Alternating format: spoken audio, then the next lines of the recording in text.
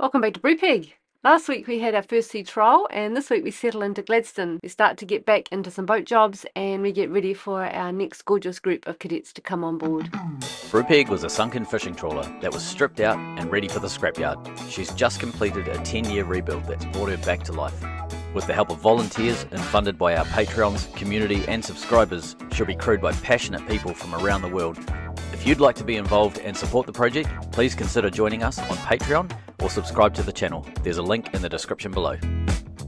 The day after we arrived at the marina, we got an impromptu tour from Matt, one of the guys at the marina here. So as part of our ride back to the marina in the van, we went on a 20-minute excursion. Matt showed us a whole bunch of sights around the city. Thanks, Matt.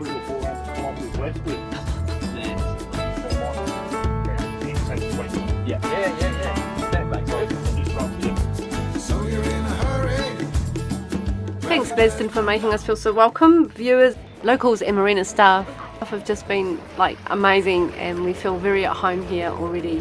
We're back and forth to the boat as we get supplies in and become familiar with the area, get parts. The work continues.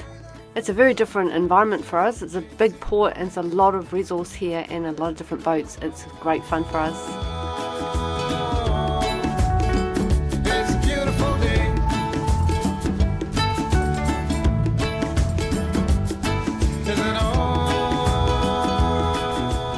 Quite a little while ago we scored a little scooter from the auction place in Bundaberg, and we gave it a trial as a means to get around, knowing that we would have to get rid of the Hilux. It works great, everything's close enough here, but it is old, so we got another one ordered in.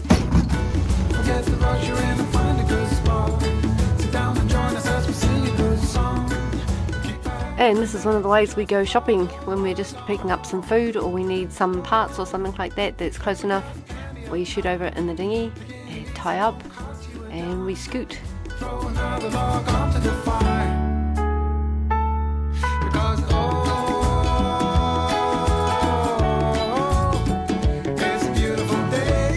This is what oversteer looks like on a boat.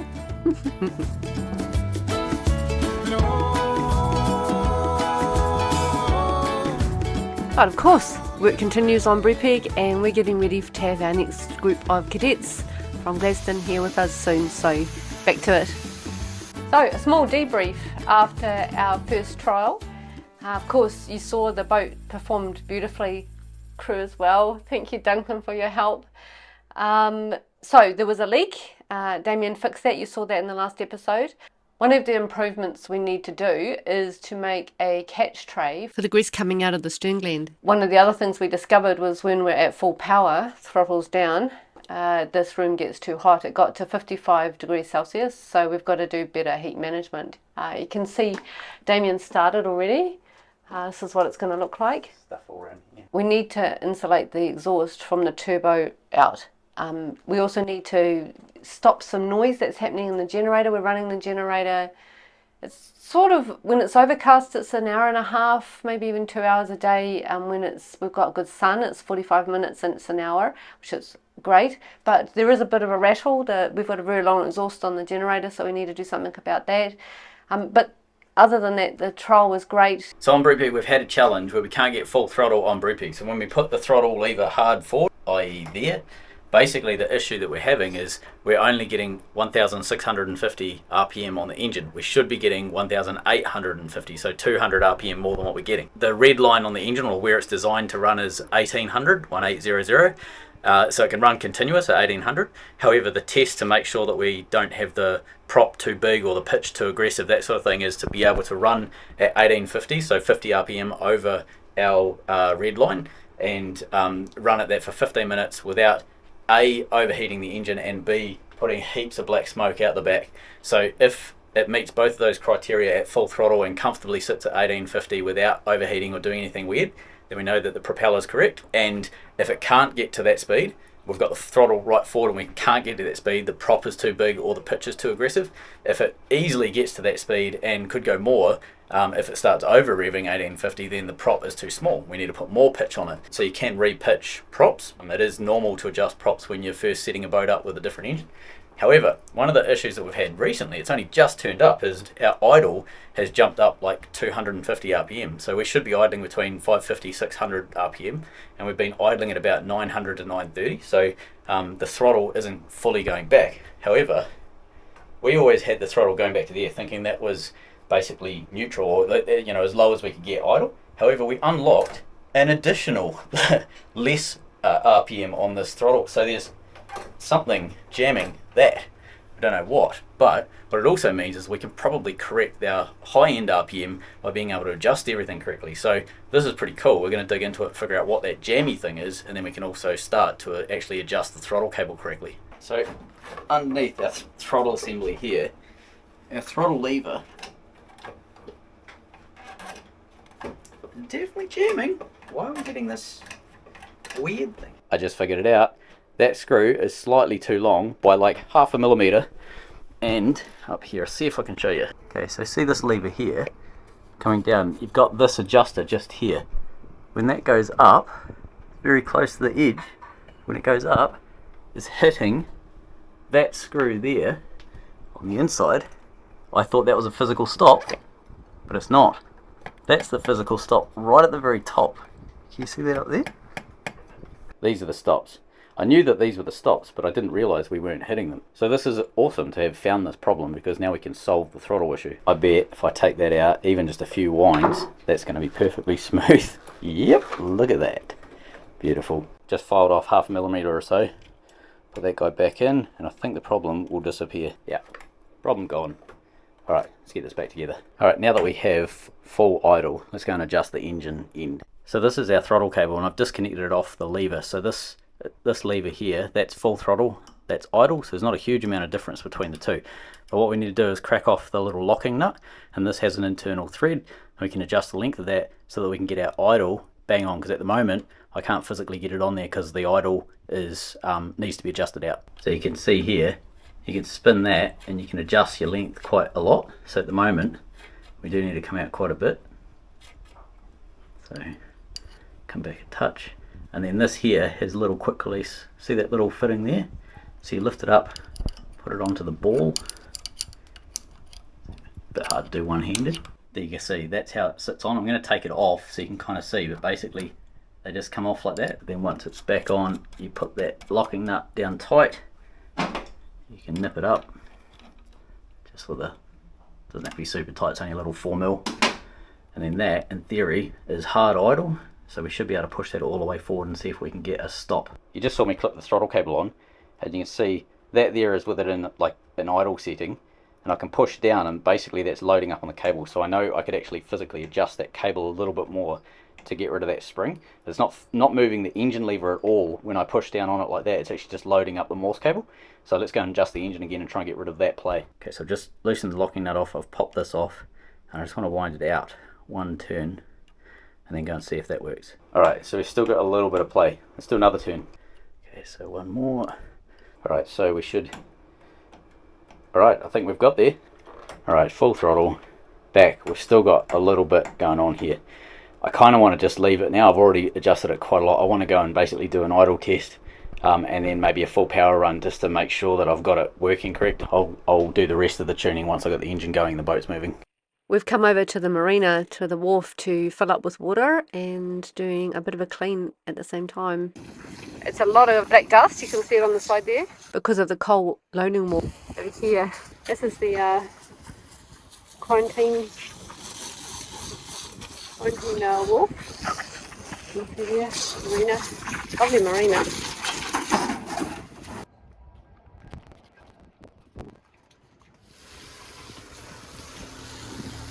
It's been 10 years since we've been able to wash our boat. Since the last time it was washable. Admittedly, the drainage was better back then. I'm doing the first rough up of an edit, and there's a whole bunch of noise coming. It sounds like someone's rebuilding the bow. What's actually going on? Mrs. Brupeg is deep in the bowels of the boat.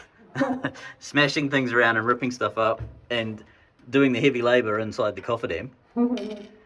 The the plan in here is basically to clean it all up because we had a water leak in here a while back and it doesn't get any ventilation, so it's very sort of warm and moist, and we want to try and deal with that before it becomes an issue. This next part of the video is going to be a regular feature on Brupeg, and it's maintaining all of our systems to make sure that they don't crap out on us over the long term. Oil changes. So Brupeg is very engine dependent, given that she's a motorboat. One of the things that we need to do on Brupeg is frequent oil changes. The genset has just hit 50 hours, or just over 50 hours, so we need to do the first oil change on that, and then after that it's actually every 500 hours for oil changes on this thing, and 250 for filters, but we're going to just do oil and filter at 250. It's exactly the same, 250 for oil and filter on our main. We're just going to keep them the same. It's only 5 litres of oil for the little genset, and it just makes that lifetime last a bit better if we can keep better oil in there. So on the far side of this genset is the sump plug, and it's got a little ball valve on there with a hose coming off the end of it. And that's great because then you can put it into a bucket, drain it. It's very clean and easy. However, our hose isn't quite long enough for what we need on Brupeg. In the area where our stern gland is, in the very corner there, you might be able to see, there is a bung. There we go, look at that. So that bung, I don't know if you remember, a long time ago when we opened up this sump tank here. Hooray! Looks quite nice. This is the keel of the boat, and basically it's about a 500 or 600 litre reservoir that we drain oil into. So all of our used engine oil, gearbox oil, generator oil, that sort of thing, goes down into that bung, and then every couple of years, once we've got 500 litres of waste oil, we pump that keel tank out. So it allows us to do oil changes at sea without having to try and cart around, drums and drums of used oil. It all goes into the sump. Something that's particularly gross. So after we did our steam up to Gladstone, all of the grease and stuff that gets squeezed out of the stern gland, you can kind of see it's obviously flinging basically along that sort of line there. And then right down the bottom is just a lump of grease. So we are putting excess grease in. So these blocks here, so these measure out how much grease goes to each one of these different circuits. At the moment we've got a 40cc in the front here, and we need to change it down to a 20. So that's basically one of the issues that we have with so much grease coming out there. We're putting too much grease in the front here. It's not the end of the world, it's messy, but it's not going to cause any damage, but something that we want to fix. Many moons ago I made a special service tool by getting a bolt, just a random bolt that I had lying around, and getting a socket. So this is a 1-inch drive socket, and it was actually just an adapter. Drove it down to whatever this is, 3/4 I'd say, welded it on there like that. But basically what this gives me the ability to put a socket on that end and have a square 1-inch drive on that end, because that's what I need for the bung. 1-inch square bung, special service tool, it's going to stay there. There's also a separate bung there for a separate tank at the back. We don't need to worry about that one for now. That's just completely full for cooling purposes for the shaft. So that little puff you heard there of the pressure coming out, we pressure tested this tank a long time ago, maybe a year ago, and it had like 1 psi of pressure in there, and I just kind of left it, didn't bother about it. It's still in there. So there you go, pressure tested for about a year with 1 psi. That's the sump bung and the ball valve that's on this engine. We need to take the black pipe that's on the right hand side of that off. We have some pipe just here that's going to extend it, and we need to get that on so that we can get the oil down into that sump tank. Right, that was a mission, but it's swapped over. Now every time we want to do an oil change, we can just put this pipe in that bung, get the generator warm, open the ball valve, and the oil will all just flow down into the sump bung. Right, speaking of, let's get the generator warm. Go you good thing. Glow plugs.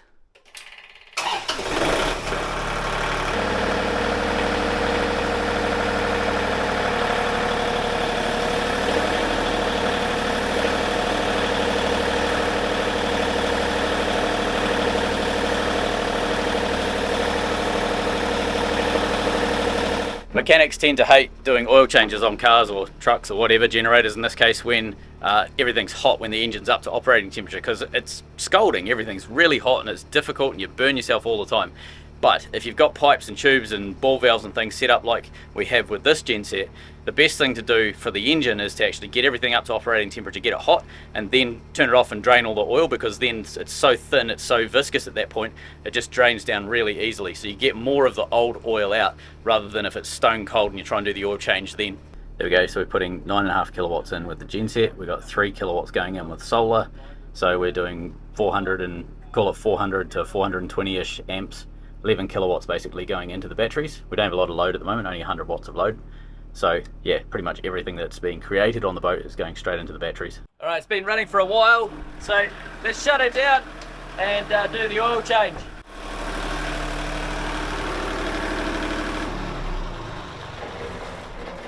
You good little thing, you. So, what are we doing? 54 degrees Celsius, 66, 56. What's that sump? 73 degrees Celsius, 65, 60, 60 something, mid 60s, 88, and our filter. Alright, let's get into it. Pipe in the hole. Get the pipe all the way down so it's nice and low. Okay, let's go and open this valve up. So, right, and it's draining. Ever so slowly, that's our oil. So we can speed it up a wee bit by undoing the lid. There we go. It'll come out faster now. Right, filter on this engine is designed specifically to pour oil over the bottom of the engine when you open it. So I'm going to use this plastic bucket to try and capture as much as I can. Okay, so it's too warm to do with fingers. So we'll use the big grabbers. Alright, so we can loosen it. Alright, let's try and do this. Okay, okay.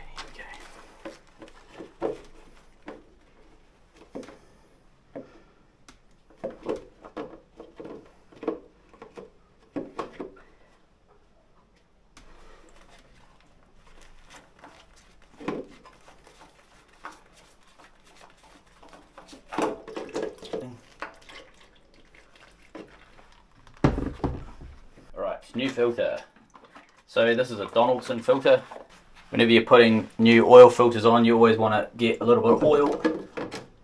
Get a little bit of oil and you smear it around the seal.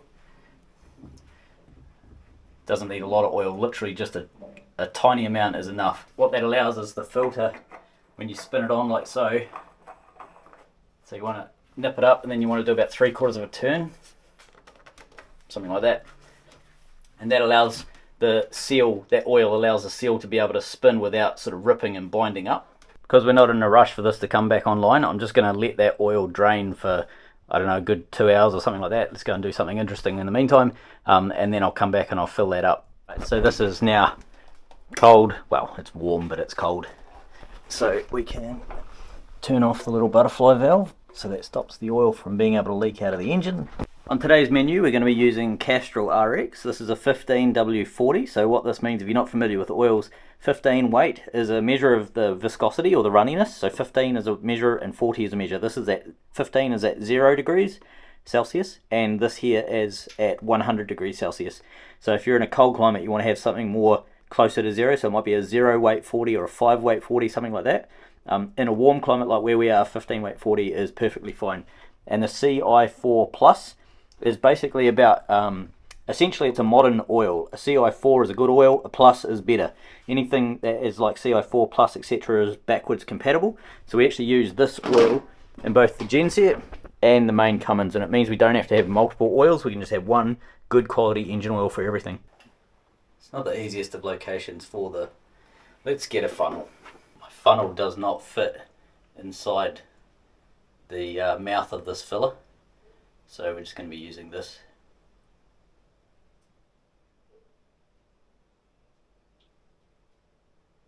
To very, very, very slowly fill the engine up.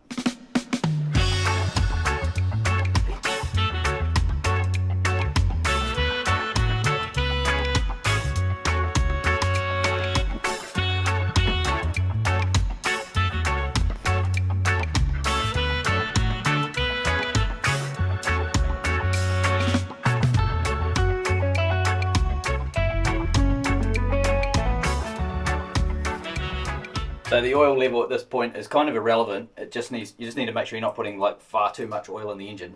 This should hold, I think, 4.7 litres from memory, so it's only just registering on the stick. So it'll take time for the oil to work all the way down to the sump, but this here is also completely empty, so that will take, I don't know, a bit of a litre, half a litre, third of a litre, something like that. So whatever the level gets to eventually, it'll also go down as soon as this starts filling up with oil. So you've got to take that into account. You have to check it a couple of times throughout an oil change like this.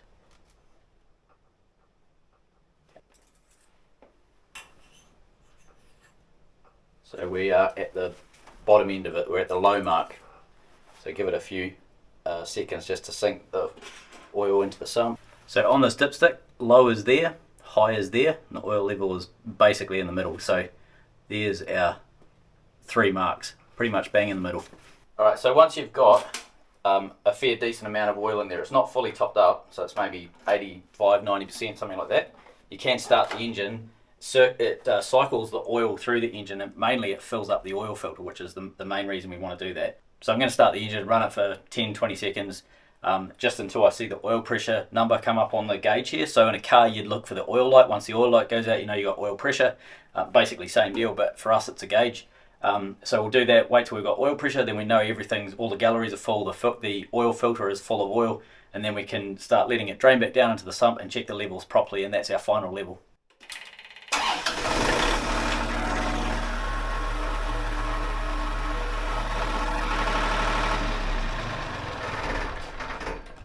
So I got oil pressure within about 2 seconds of starting, and it held 60 psi that whole time, so I don't need to run it for ages. We just literally need to fill the filter up and then just let it cycle through its galleries. I'm waiting for the oil to drain down. I've put the bung back in, and I'm going to start cleaning up this filthy mess in here.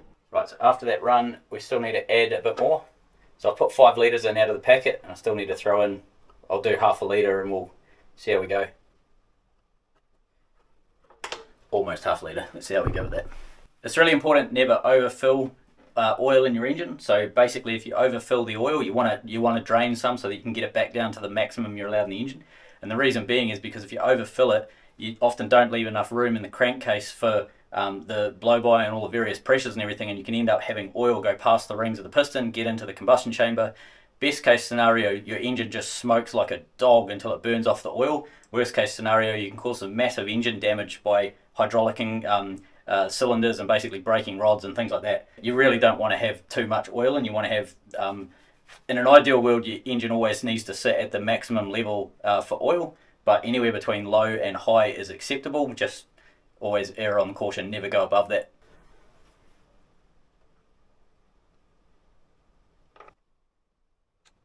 So I believe this sump holds 5.7 litres. I've currently put 6 litres in, and it's still not getting up to the full mark. So clearly the sump is bigger than I realise.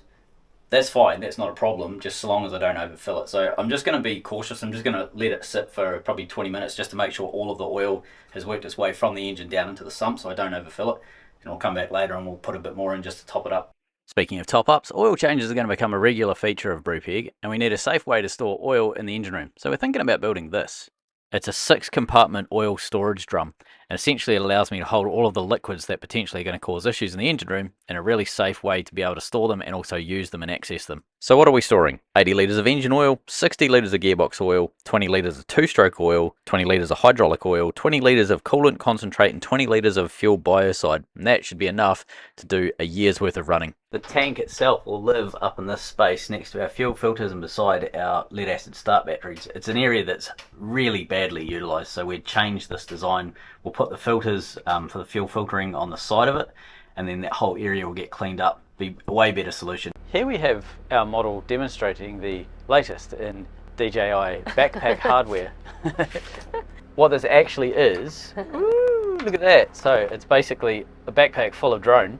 When we were flying our original drone with the cadets in Bundaberg and someone crashed it, I'm not going to name names or point fingers at the person that crashed it because that would be unfair. However, Darren Barnfield realised that we needed a drone. He donated a drone to Brupeg. So we now have a DJI Phantom, which is pretty cool. This is incredible. Thank you so much, Darren. Thanks, Alan, for organising everything and getting it to us. See you next week.